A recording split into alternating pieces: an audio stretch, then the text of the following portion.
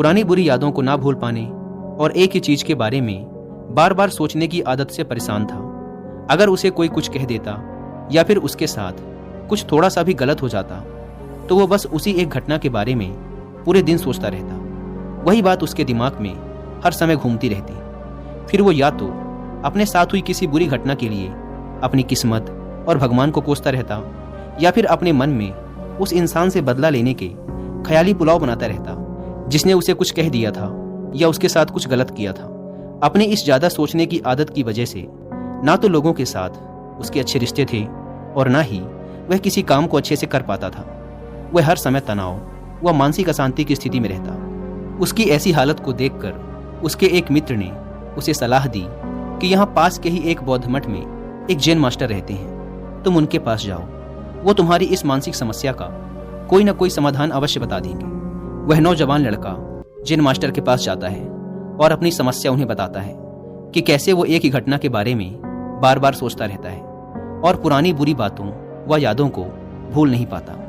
लड़के की समस्या सुनने के बाद जैन मास्टर वहां से उठकर मठ के अंदर चले जाते हैं। जैन मास्टर का बिना कुछ उत्तर दिए यूं उठकर चले जाना लड़के को कुछ अजीब सा लगता है, लेकिन वो फिर भी वहीं बैठा रहता है।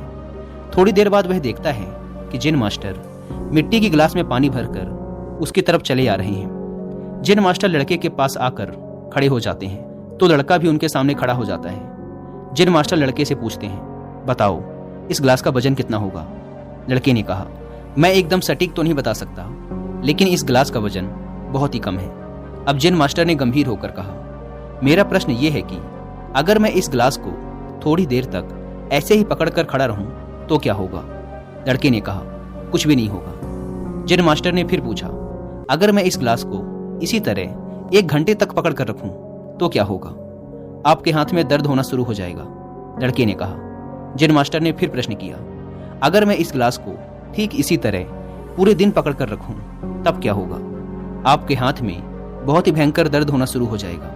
आपका हाथ सुन्न भी हो सकता है, आपके मांसपेशियों में भारी तनाव आ सकता है और यहाँ तक कि आपके हाथ को लकवा भी मार सकता है।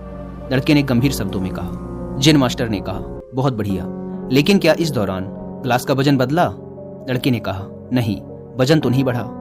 तब भला हाथ में दर्द और मांसपेशियों में तनाव क्यों आया? जैन मास्टर ने पूछा। बहुत समय तक पकड़े रहने के कारण, लड़के ने जवाब दिया। जैन मास्टर ने फिर प्रश्न किया, अब इस दर्द से छुटकारा पाने के लिए मैं क्या करूं? गिलास को नीचे रख दीजिए। लड़के ने कहा। जैन मास्टर ने कहा, बिल्कुल सही, और जीवन की परेशानियां भी कुछ इसी तरह होती हैं।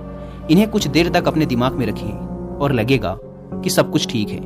उनके बारे में ज्यादा देर तक सोचिए और आपको पीड़ा होने लग जाएगी, और इन्हें और भी देर तक अपने दिमाग में रखिए, फिर ये आपको अशांत व पागल करने लग जाएंगी और आप कुछ भी नहीं कर पाएंगे। जैन मास्टर ने लड़के की तरफ इशारा करते हुए कहा, अपने जीवन की पिछली गलतियों और घटनाओं के बारे में सोचना जरूरी है, लेकिन उससे भी ज्यादा जरूरी है उनसे सीखकर आगे बढ़ना। अगर तुम एक ही बात को पकड़कर बैठे रहते हो तो ठीक उस गिलास की तरह यह भी तुम्हारे जीवन में दर्द पैदा कर देगा।